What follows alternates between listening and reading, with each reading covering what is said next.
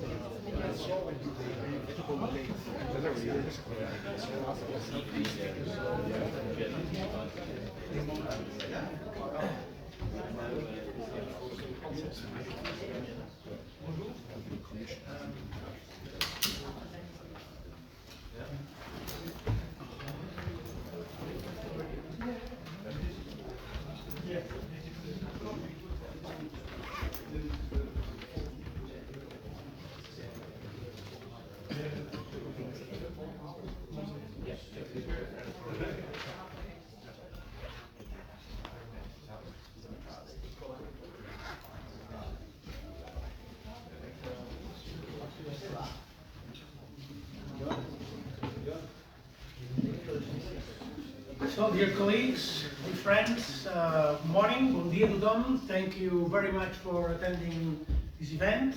First of all, I would like to welcome our guests and thank them for their presence here in the Parliament. I would like especially thank Mr. Benny Wenda, who has been fighting for freedom of his people and nation, West Papua, for all his entire life. He has paid dearly, being both a political prisoner and exile, and we are especially honored to have him here today. I also want to welcome Mr. Alex Sobel, the chair of the International Parliamentarians for West Papua, who will participate, will also take the floor in this event. So first of all, the first intervenant is Fernando Barrena, member of the European Parliament. We will watch it in a video recorded by Fernando. So, the floor is yours. Dear friends, I would have liked to attend today's launch, but it has not been possible. I would like to take part in this video address. The cause of West Papua is one of the clearest examples of unfinished decolonization and of the need for the international community to recognize the right to self-determination as a tool to overcome conflicts, empower people, and deliver democracy. The current situation in West Papua can be described as a humanitarian emergency with tens of thousands of internally displaced people, constant violations of human rights, and the permanent refusal to allow international human rights protection instruments get into the country. We support a visit by the United Nations Human Rights Commissioner to West Papua, where her office should be allowed full on-the-ground access in order to be able to produce a report without hindrance. Its bill supports the work of the International Parliamentarians for West Papua. Our representatives have brought the West Papua situation to the attention of the Spanish government and have tabled motions for resolution that were passed both in the Basque Parliament and the Spanish Senate. We also support the important task carried out by President Puigdemont at the European Parliament. It's fundamental that the European Union institutions uphold the defense of the human rights of the West Papuan people in any dealings with Indonesia. I look forward to continuing to support the work of the IPWP here at the European Parliament, and I would like to encourage colleagues to join and to do their best to further this just cause. Eskerrik asko. Thank you very much, Fernando. Today we present here the section of the European Union and the European Parliament in the International Parliamentarians for West Papua. It is a cross-party group of politicians from around the world supporting self-determination for the people of West Papua. With my colleagues Tony Comín and Clara Ponsatí, I asked the European Commission on December 1st last year about the human rights situation in West Papua, remembering that just 60 years ago, the Morning Star flag was officially raised for the first time in West Papua. But after an intriguing process of decolonization from Netherlands, West Papua was annexed by Indonesia in 1963, and since then, West Papua has been living under a regime of extreme oppression, which many qualify as a genocide. Killings, imprisonment, exile, disappearances, forced displacements, continuous attacks against Papuan values, faith and traditions, exploitation of natural resources, destruction of environment, and so on. In our question, we wanted also to remind the European Commission that in 2020, 418 years West Papuan political prisoners, 418 new West Papuan political prisoners were recorded as having been taken into custody. As of today, more than 100 remain under detention, awaiting trial, or have been given long prison sentences, like Victor Yeimo, an independence movement symbol who has been charged with treason. Know that the EU and Indonesia are negotiating a free trade agreement whose 11th round of negotiation took place between 8 and 12 November 2021. We want the Commission to watch the respect on human rights in West Papua. The Commission answered in February 2022, this year, that recent discussions took place in the context of the human rights dialogue, and that the safeguarding of freedoms of expression, association, and peaceful assembly remain matters of concern in West Papua, for which the EU encourage inclusive dialogue to address grievances felt by the local population and ensure respect for human rights. So we want to go even further and put pressure on the EU to acknowledge that the West Papuan right to self-determination. It's a moral and historical debt Europeans have towards the people of West Papua. For these reasons, we are meeting here today. So I now will give the floor to our best friend, Ben Weda. Now.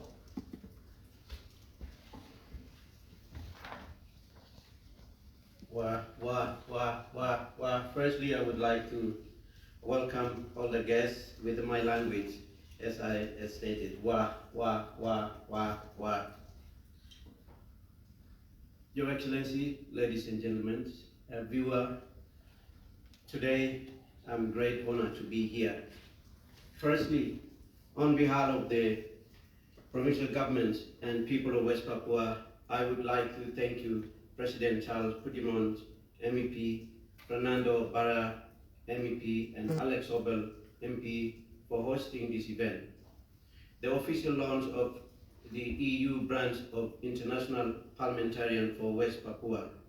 I would also like to thank you to European Commission for calling Indonesia to allow UN High Commissioner into West Papua. Now, the voice of people of West Papua is finally being brought to the EU Parliament.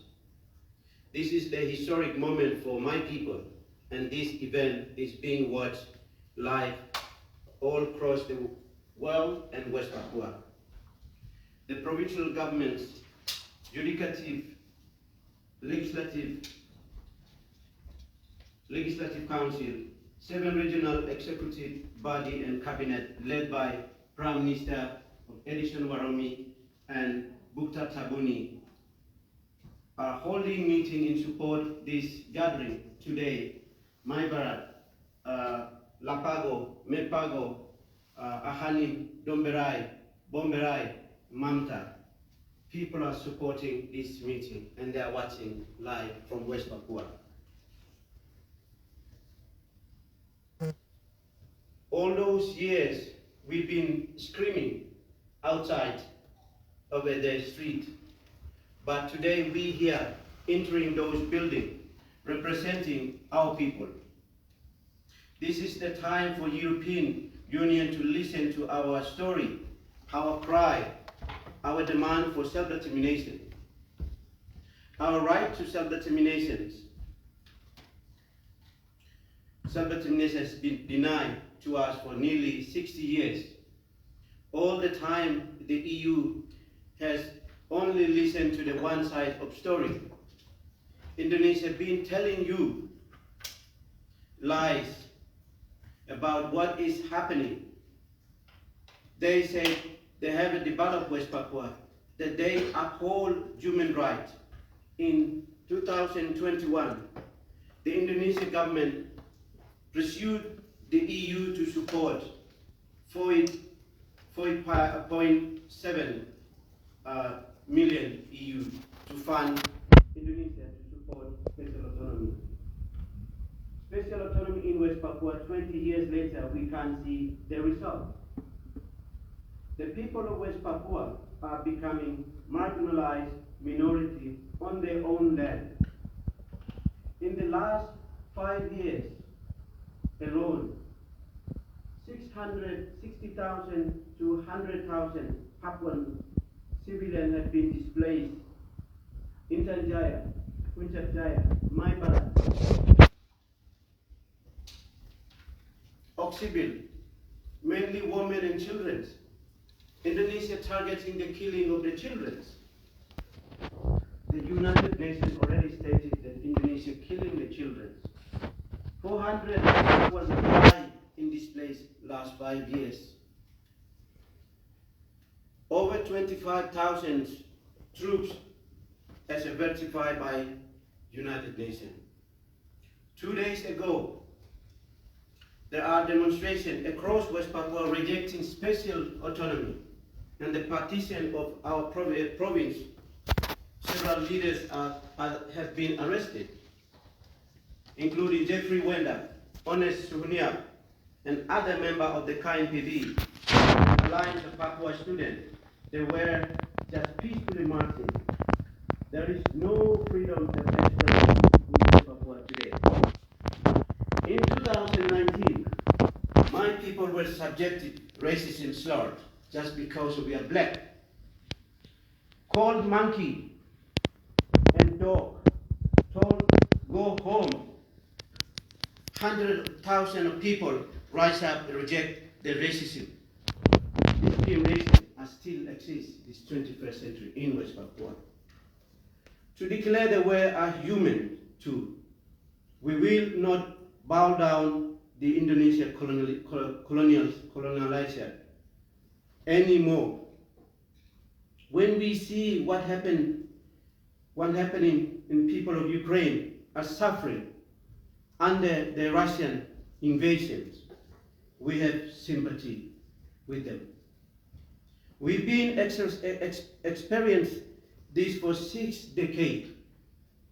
Europe has not seen war for many years. Now war is coming to Europe. But now the people of Europe and the entire world can see what my people have been through. Suffering in West Papua every day.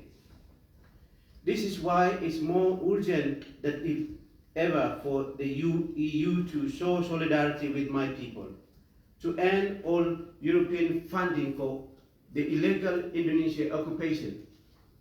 Firstly, we demand the EU stop funding and supporting continuum of special autonomy and further partition of West Papua, 5 provinces. EU funds for Indonesia are not bringing development to our land, but are helping to bring destruction, displacement, killing, deforestation, destroying our livelihood. Indonesia misused the EU fund to help its military kill my people. Just like in East Timor 20 years ago, when European country and big power fund the Indonesia occupation there, the exact same thing is happening in West Papua now. Indonesia is working with multinational corporations, destroying our environment. But we are offering the world the solution. We are not only fighting for the political independence, but we want to protect our environment, our mountain, our forest. That's why we launched the Green State Vision, COP26 in Glasgow last year. We promised to the world that this is the Green State Vision is important for sake of the humanity. Secondly, we want to demand the all EU investment in West Papua must suspend until Indonesia allow the UN High Commissioner for Human Rights into territory. 79 states in Organization of Africa, Caribbean, Pacific states have already called for Indonesia to allow the High Commissioner in. 18 states in the Pacific Island Forum have supported the call, as has Netherlands, Germany, the UK and Spain. The EU Commission support the visit, but the EU continue to invest in the illegal occupation territory in middle of the genocide. Indonesia genocide, 500,000 men, women has been killed since Indonesia illegally occupied 1963. We are ready to engage with Indonesia. I'm ready to meet with the Indonesian president. I reiterate my call from 2019 for President Widodo engage with me to find the peaceful solution to the issue, good for my people and good for the Indonesian people, good for the entire world. This must be solved through the international mechanism, a mediate referendum on independence. This is not only me and demanding, but this is the whole West Papua demanding. The West Papua Council of the Churches, representing 4 major Christian denominations in West Papua, support those demands. Their congregation are being displaced. Their churches, they burned. Their pastor been killed. Last few years, 7 pastors were killed. They know that the EU supporting the bloodshed in our land. In West Papua Council, an NGO group, all the organizations, including ULMWP provincial governments, are calling for all political prisoners to be immediately released, including Victor Jaimo, spokesperson of KNPB, and 8 students were arrested December last year, should be released. Our people unite in the struggle of independence continue. Despite Indonesia's endless attempt to divide and rule us, we will continue to travel our long road to independence until we finally arrive at our destiny. The EU Parliament and government must stand on this right side of history. Stand with us on the side of justice and freedom and democracy and self-determination. I thank you. Thank you very much. Now the floor is yours, Alex. No. That's okay. Yeah, I think it's very good. Oh, we will watch some video. Okay. Pasukan sudah mulai bergerak.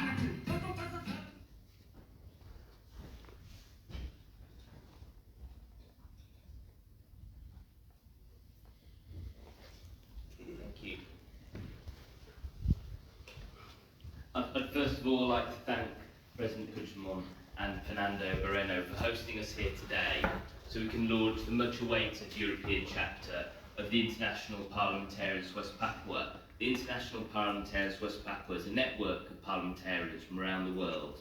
The IPWP also has individual chapters in parliaments including the UK, New Zealand and Spain.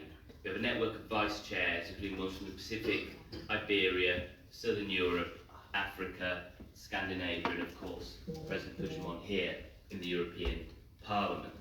Recent IPWP work has focused on human rights in West Papua.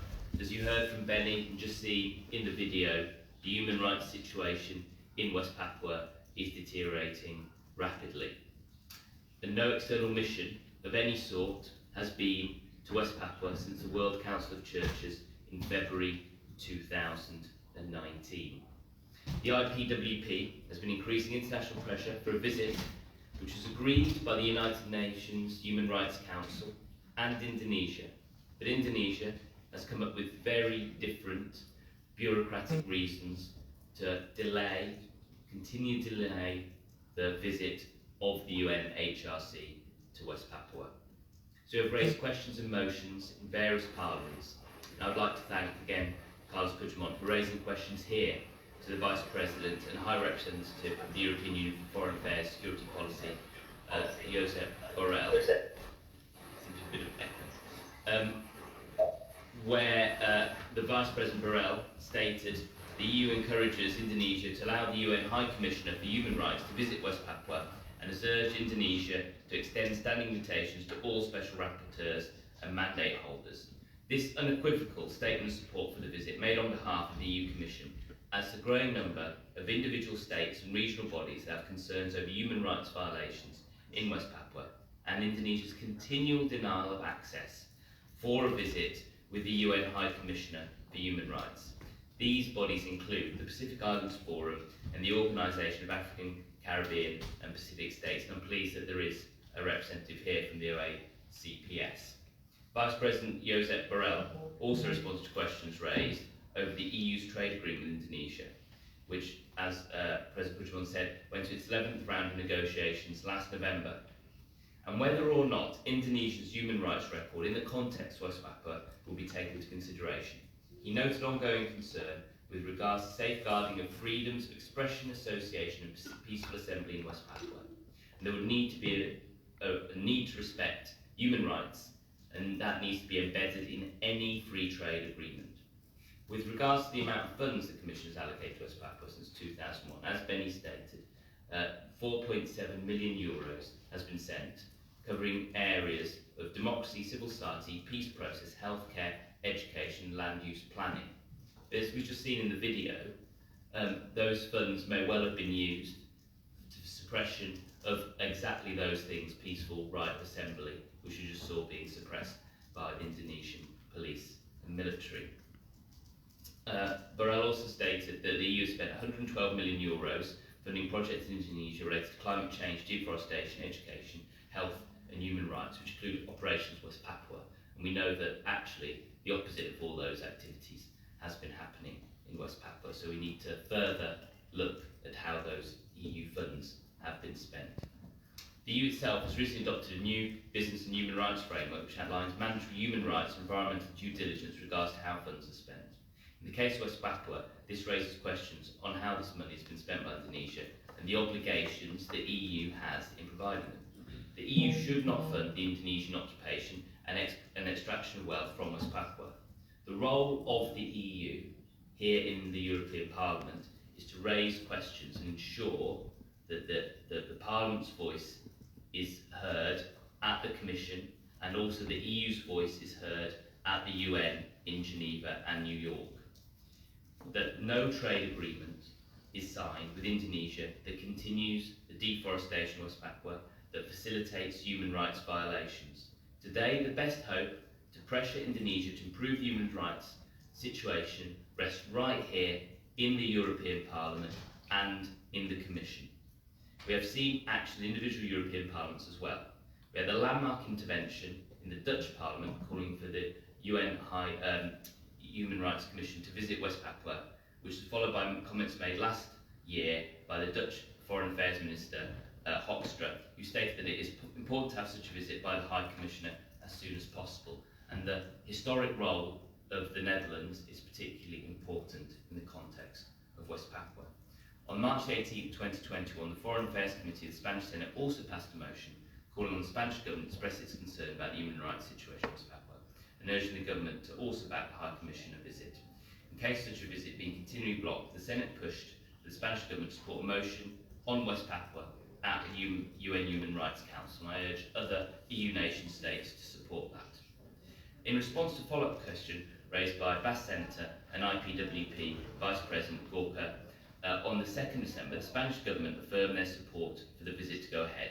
In reference to long denied access, the response also noted that support to the OHCHR entails a general rejection of any deterrent measure adopted by national authorities to hinder visits and inspections on the ground. This was in addition to a strongly worded motion of support unanimously passed by the Foreign Affairs Committee of the Basque Parliament. Supporting comments have also been made by the UK government. In response to a written question I submitted, Amanda Milling, Minister of Asia, said, "We support the proposed visit of the United Nations High Commissioner for Human Rights to Papua and encourage both sides to agree on dates for a visit. The High Commissioner's office has said that it still aims to secure access to West Papua, but that obstacles are being placed in its way by the Indonesian state. November 30th last year, the High Commissioner office put out a strongly worded statement condemning human rights abuses in West Papua. On February the 1st, the ULMWP Prime Minister of the Provisional Government, Edison Mulroney, declared they are ready and waiting to welcome the High Commissioner, and that this is what the West Papuan people need from the international community. As international scrutiny is intensifying, Indonesia is running out of excuses not to allow access to the UN High Commissioner for Human Rights, and I look to you in the European Parliament for further support. So humbly request that members of the European Parliament write to the EU Ambassador to the UN in Geneva to meet with Michel Bachelet regarding the mission to West Papua.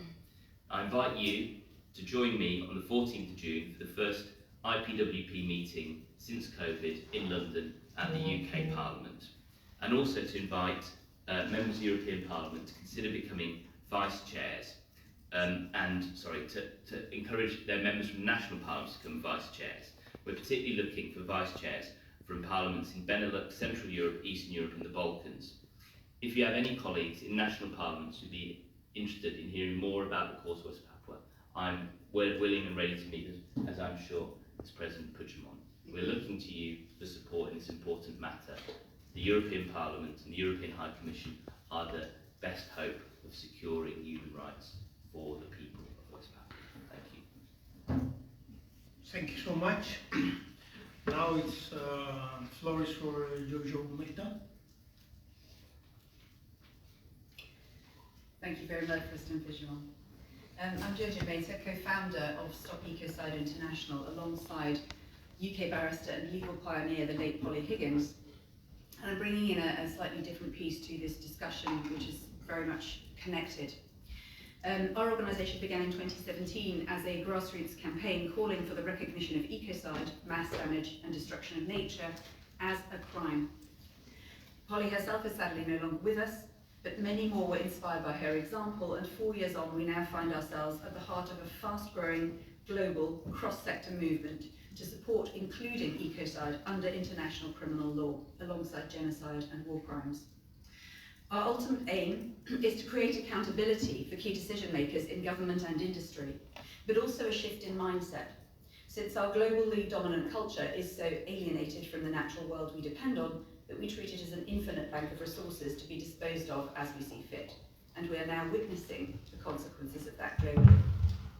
We all know you can't apply for a license to kill people for your new business, much as in practice such killing can and does happen, as West Papuans are tragically aware. To do so would be both criminal and criminally insane. We need to cultivate a similar, healthy taboo around destroying the natural world if we are to protect the ecosystems that allow us to thrive, and criminal law has the capacity to do that. Making ecocide a crime can provide the legal guardrail to steer us back from the precipice and also to stimulate strategic change in the right direction. We could think of it as a health and safety law for the planet and for ourselves. And it is gaining political traction around the world. The conversation is on public record now at parliamentary and/or government level in 21 ICC member states. Indeed, the Navarran Regional Parliament just passed a resolution supporting ecocide law. Why, you may wonder, am I speaking about this today at the launch of International Parliamentarians for West Papua at the EU? Well, there are two reasons, and allow me to tell you two stories. When we launched in 2017, it was to crowd fund the cost of sending Polly Higgins and a small team to the UN in New York, where the International Criminal Court, the ICC, was holding its annual assembly that year. The team were putting on an exhibition and a side event on ecocide in West Papua. As West Papua is home to some of the world's most extensive pristine rainforest, as well as some of the world's biggest reserves of gold and copper, it is no wonder that the subject of ecocide is deeply relevant to the territory. Mines like Freeport have created devastation and pollution on a massive scale. And no wonder that the occupying power covets that territory and will go to criminal lengths to control it. Make no mistake, investing in Indonesian operations in West Papua means supporting severe human rights violations by an armed occupying presence, as our exhibition would show. Our close associates, Forensic Digital Investigation Team Interpret, had correlated satellite mapping of abuses, disappearances, and subsequently abandoned villages in West Papua with the arrival of Indonesian extractive ecocidal projects, mines, and palm oil plantations.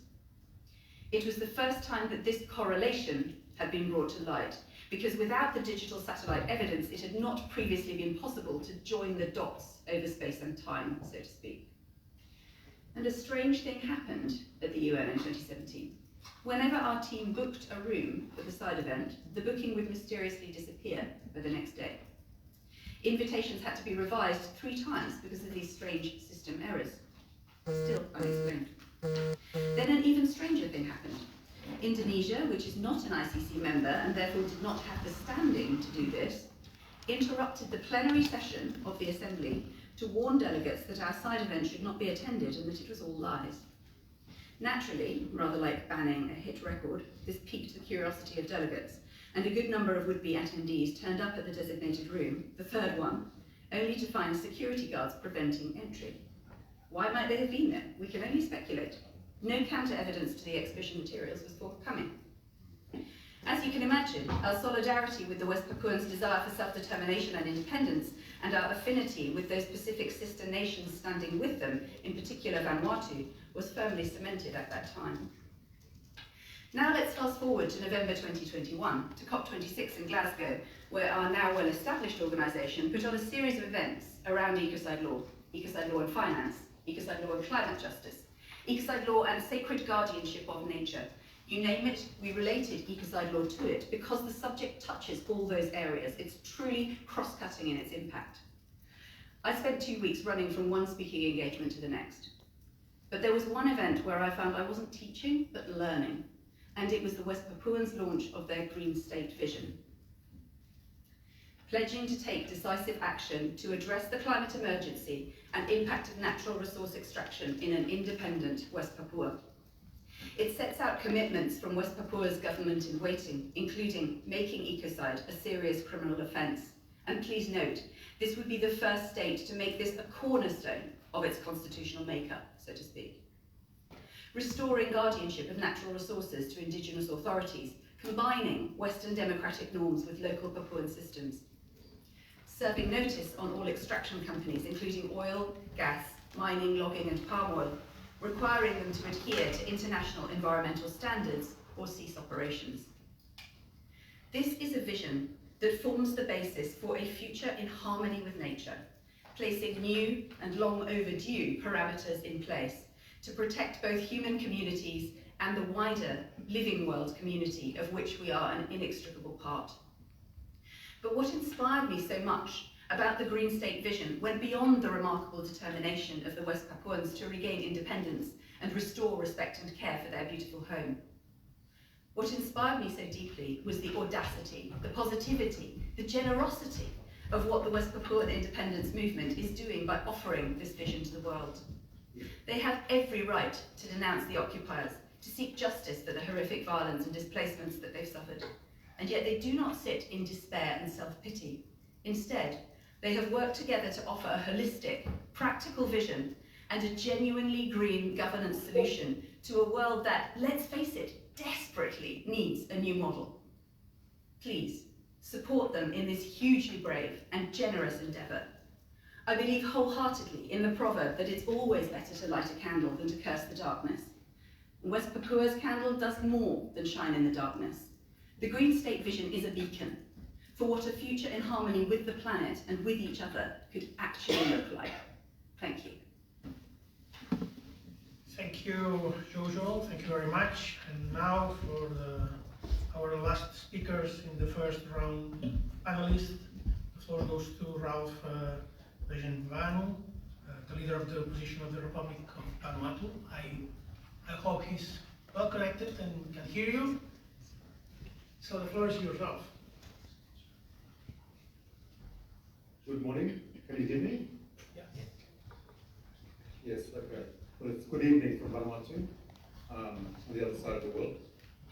In fact, I'm very honored to be invited to be part of this presentation. I'm the leader of the opposition in Vanuatu. Previously, I was the foreign minister up until 2020. For the Pacific Islands, West Papua is a long, outstanding issue, and it's a big stain on our region at present.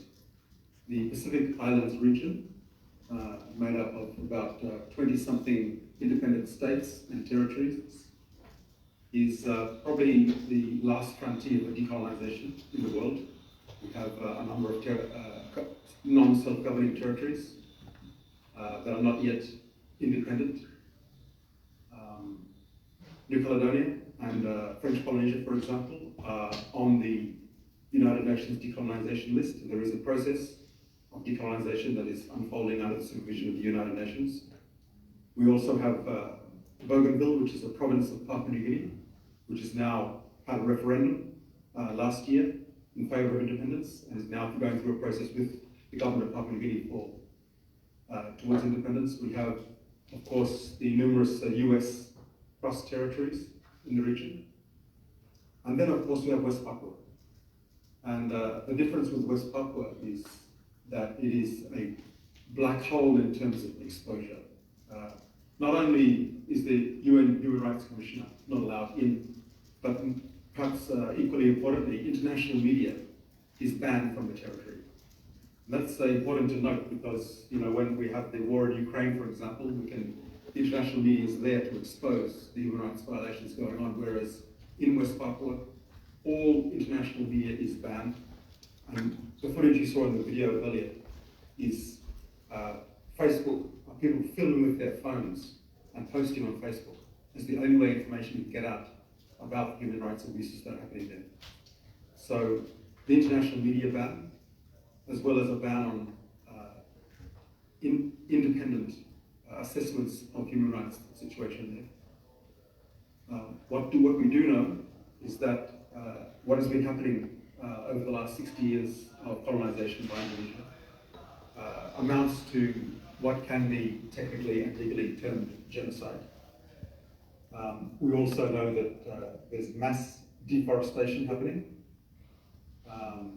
and Jojo just talked about that. It's equivalent of large-scale destruction of one of the last remaining lungs of the earth. So in the Pacific Islands, we have been becoming independent very late. For example, my country became independent in 1980. Papua New Guinea, 1975. Solomon Islands, 1979. So quite late is compared to the other regions of the world. The Pacific Islands Forum has consistently raised the issue of West Papua. What happened in 2018, there was a new step taken where the Pacific Islands Forum asked for a visit of the UN Human Rights Commissioner. And the reason for that was human rights violations will continue to be raised and Indonesia continued to deny that they were happening. And so there needed to be an independent assessment on the ground. And this is what was called for. And this call, as Alex has pointed out earlier, has now been picked up as well and made by the Organization of the African Caribbean Pacific, the ACP. So now we have almost 90 states in the world, if you take the Caribbean, the Pacific, and Africa, all calling upon this visit to the Human Rights Commission to happen.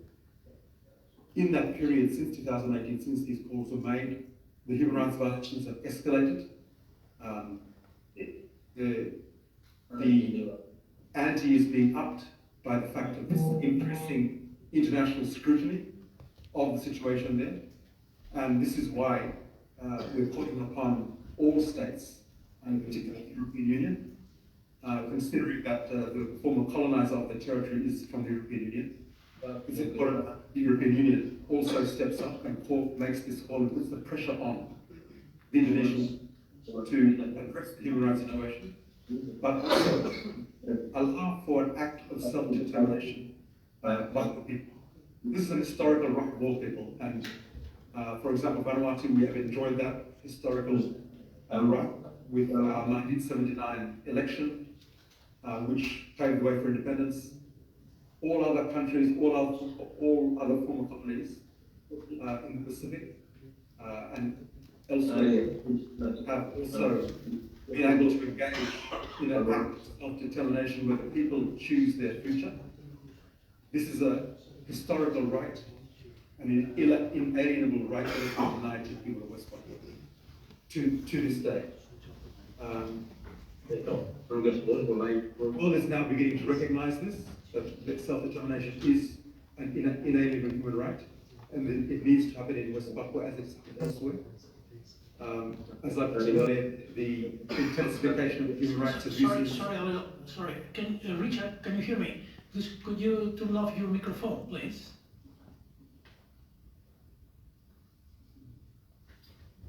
Switch off your micro or mute, because it's creating some troubles. We cannot hearing you as clear as we expect. So, Ralph, you can continue, please. Thank you. We now have the ULMWP, represented by Benny Wender at this meeting, who is the president of the ULMWP, now has an application in with the Melanesian Spearhead Group, which is a sub-regional group of four states and one territory, which is New Caledonia. And we expect that this application will be heard soon, and the ULMWP will finally have official standing as a representative of the people of West Papua, recognized by the Melanesian states, and therefore by the Pacific Islands Forum, and hopefully therefore by the United Nations. And so I think we're fast approaching the point we should have been at 50 years ago, 60 years ago, which is an act of self-determination by the people of West Papua. It may seem, to some it may seem hopeless, but we have to remember what happened in Timor-Leste. Very similar situation. Indonesia was the colonizer. The awareness of the issue of Timor-Leste, or East Timor at the time, grew all over the world. There were awareness at state level, civil society level. It led to increasing Indonesian repression and human rights violations in the territory until the point where it could no longer be tolerated, and there was an act of self-determination, and now we have a new independent state, Timor-Leste. This is the historical trajectory we are now on for West Papua, but we need, as has been said by the chairman this evening, or this morning for you, we need to be on the right side of history. We need to be ahead of the game and making sure that we are preparing the territory of West Papua for this act of self-determination, and eventually independence and the unfolding of the Green State vision, which we heard described so eloquently by Jojo.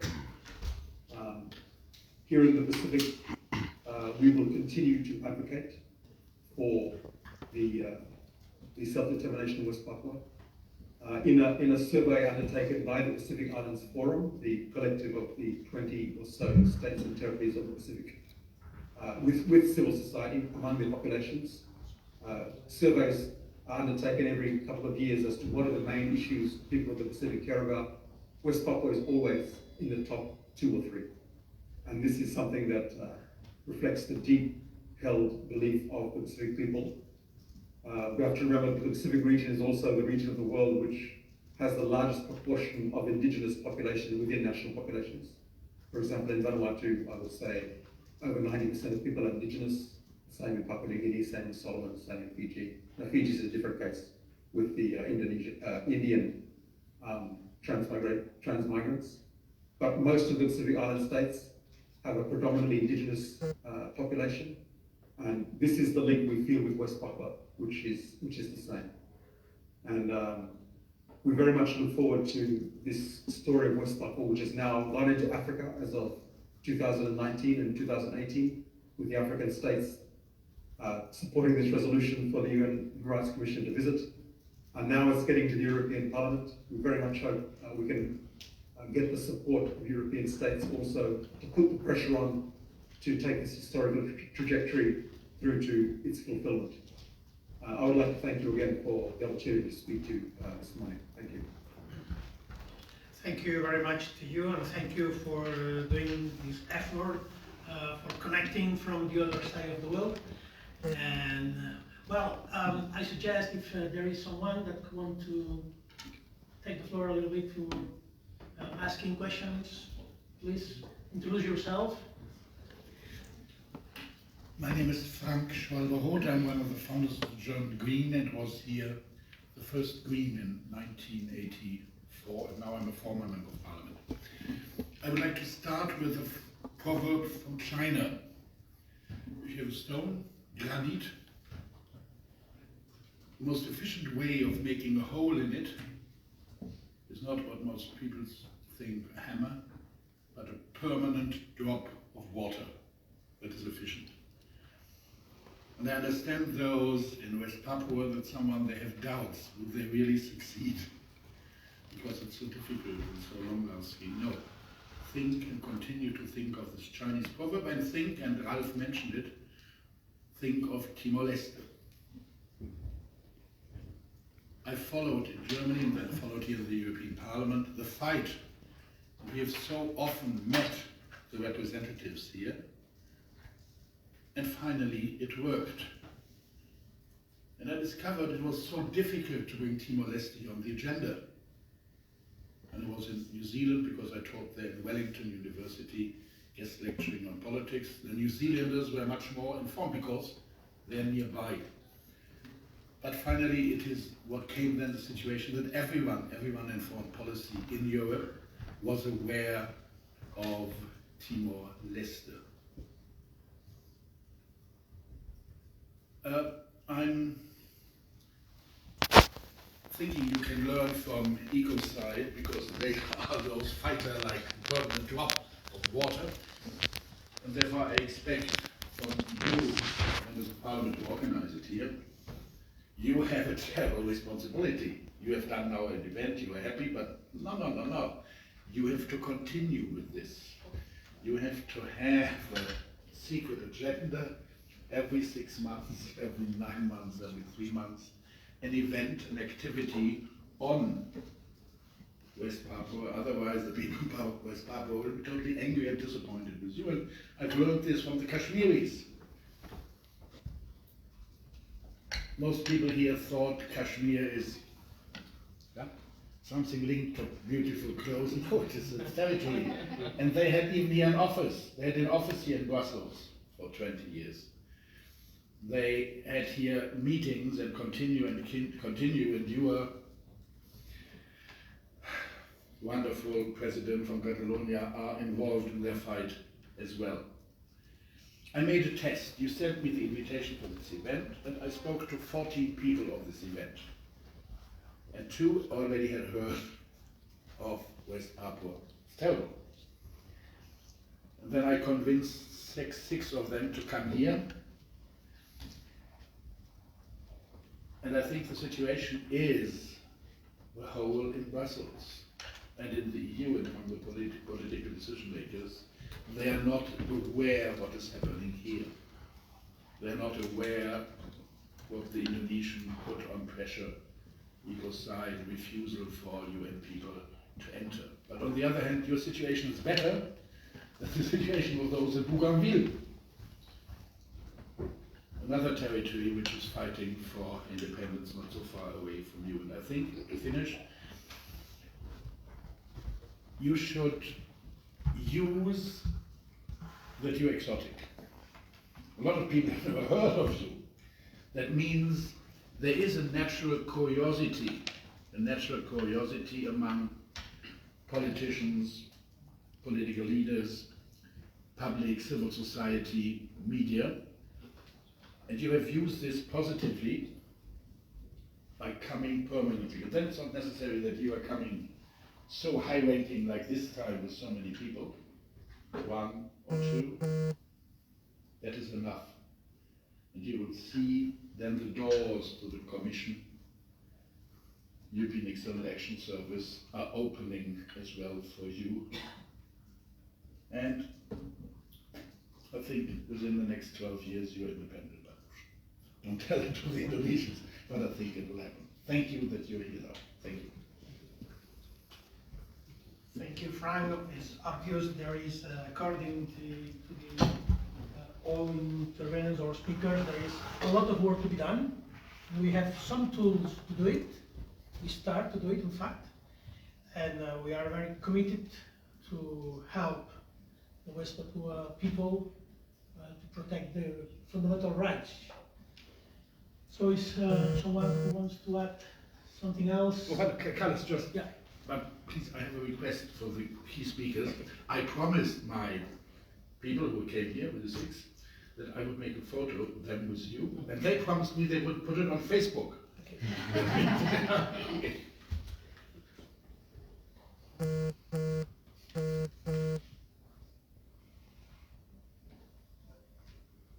Maybe some of you want to add some remarks. I don't mind responding. Yeah, okay. Yeah. Yeah. Just very briefly, just express my appreciation to the Federation of Work. Oh, sorry, I'm Clara Concerti, one of the Catalan MEPs, the one that entered by the Brexit accident. So now I'm just want to express that I'm very glad that you came, and we just to, of course, Carlos has expressed that forcefully, but I just want to add that you certainly have our support, and in our case, I think it's we want to support you, but we also find that by supporting you, we're supporting ourselves. So it's your cause, but it's our cause as well. And just thank you for being here, and thank you for the work ahead. I firmly share the views of the person that spoke before me. I think that you will succeed. Thank you.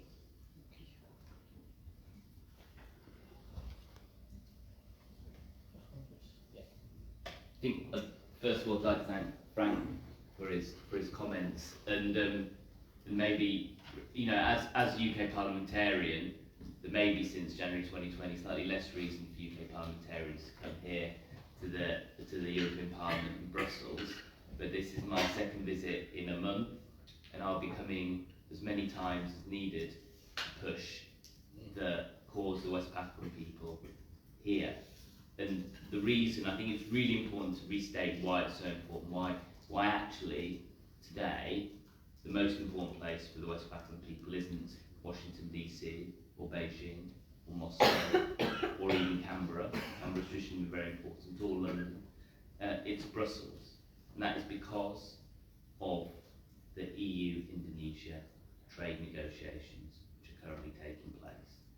We have this twin track where we're talking about human rights and self-determination. Now, we've added the third track around ecology and the environment through the Green State Vision.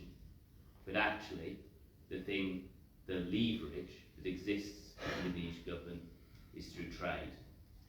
And it's not acceptable now anymore for trade to be seen without the aspects of the environment, of human rights, and where people require self-determination to give them the right to free self-determination.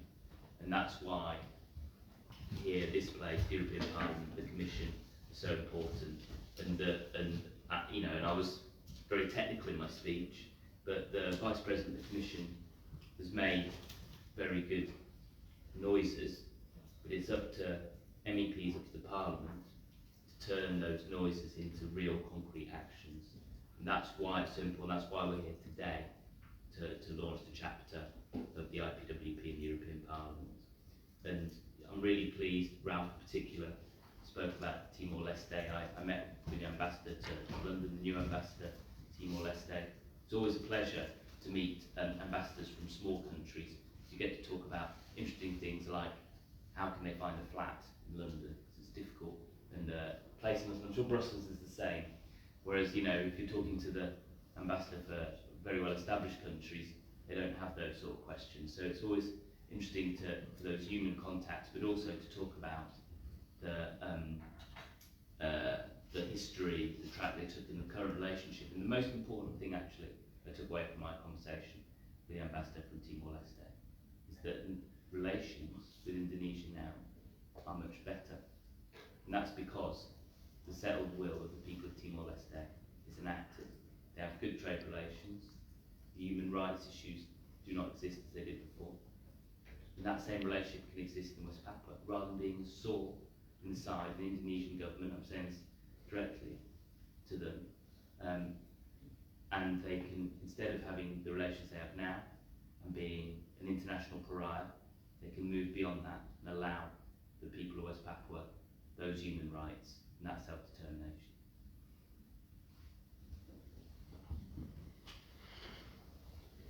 Thank you. So it's, I think it's clear that this house is your house, and we are expecting you again as a full members one day of the European Union, more enlarged, also to the west of Europe, not only in the west but also to the east. Someone wants to add something else? Please, feel free. Yes, and thank you, Mr. Bustamante, and honorable speakers, honorable guests. My name is Rakiap, and I'm the international spokesperson of Free West Papua campaign. And I just want to briefly highlight the upcoming G20 this November in Indonesia. We all have clear in mind what is happening in the east of Europe, the situation in Ukraine, and I want all of us here, including those who are looking from home, to imagine if the entire world, the global north, the west, would support the Russian side, in this case, training the military, supporting the Russian government while they're committing the operation in Ukraine. Can you imagine that? That would be worse, right? But that is exactly what is happening today in West Papua. The US, European countries, Australia supporting and training indigenous Indonesian military so they can oppress the indigenous people of West Papua. Exploiting our resources, the world's largest gold mine, the world's largest tropical island. Because the blindness of the world in such a frontline area, that's how the climate crisis could occur. And that's why we've launched a Greek state vision. So I hope the people will, and especially those who are living in the countries of the G20, will hold the governments accountable for the reason how they are acting in a good way, supporting the people of Ukraine, not forgetting the people of West Papua when they are visiting, the respective government are visiting Indonesia in November this year for the G20. Thank you.